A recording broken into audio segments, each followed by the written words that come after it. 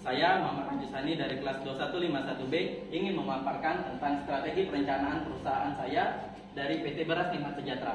Yang pertama, saya akan menjelaskan kebijakan perusahaan saya, yaitu membuat lingkungan yang nyaman dan memberikan reward kepada pegawai yang suka memenuhi target. Yang kedua, visi dan misi. Visi saya yaitu menjadikan Beras Nikmat sebagai distribusi produk pangan terbesar di Indonesia dalam jangka waktu 7 tahun ke depan.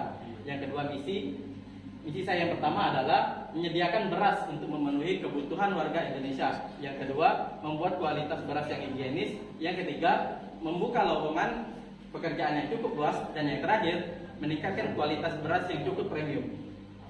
Selanjutnya, analisis lingkungan. Berdasarkan tempat yang saya analisis dari beberapa wilayah di Indonesia, saya menetapkan untuk membuka perusahaan saya itu di pelosok desa dengan alasan lahan di desa itu masih cukup kosong sehingga dapat menanam padi lebih banyak dan memenuhi kebutuhan warga Indonesia. Selanjutnya, formula sasaran. Formula sasaran saya ada 3. Yang pertama, restoran yang menggunakan bahan pokok nasi. Yang kedua, masyarakat umum. Dan yang ketiga, proses atau mitra beras. Selanjutnya, identifikasi sasaran. Dari ketiga yang ada di formula sasaran tadi, saya memilih 2 dalam identifikasi sasaran, yaitu masyarakat umum dan produsen atau mitra beras. Selanjutnya, kekuatan dan kelemahan produk yang saya jual. Kekuatannya yaitu rasa beras yang pulen. Yang kedua, harga yang cukup pas di kantong masyarakat.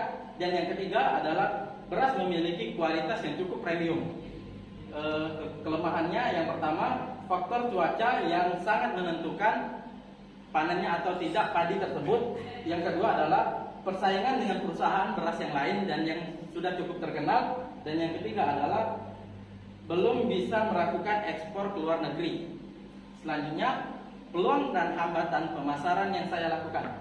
Peluangnya adalah merupakan makanan pokok masyarakat Indonesia. Dan yang kedua adalah banyaknya pemasok beras. Hambatannya, capaian yang tidak memenuhi target pasar. Yang kedua, persaingan dengan pengusaha lain. Dan yang ketiga, suhu dan cuaca sangat menentukan untuk panen beras setiap saat. Dan yang terakhir adalah faktor ukuran dan stok beras. Selanjutnya, operational planning. Di dalam operational planning ini, saya memiliki 2 plan, yaitu plan A dan plan B. Yang pertama, plan A. Plan A saya ada 3. Yang pertama, berusaha mengekspor barang-barang saya itu ke luar negeri. Yang kedua, melakukan pemasaran di media sosial. Dan yang ketiga, berusaha mengendorse orang-orang terkenal untuk menaikkan citra perusahaan saya. Yang kedua, plan B. Plan B saya juga ada 3. Yang pertama, memasarkan beras-beras saya ke toko sembako terdekat. Dan yang kedua, membuka cabang-cabang pemasaran yang ada di kota-kota besar di Indonesia. Dan yang terakhir, memberikan sedikit diskon untuk menarik para customer. Mungkin itu saja strategi planning komunikasi yang saya buat. Apabila ada kata-kata yang salah, saya mohon maaf. Pada Allah saya mohon ampun. Billahi taufiq wal hidayah. Wassalamualaikum warahmatullahi wabarakatuh. Saya Muhammad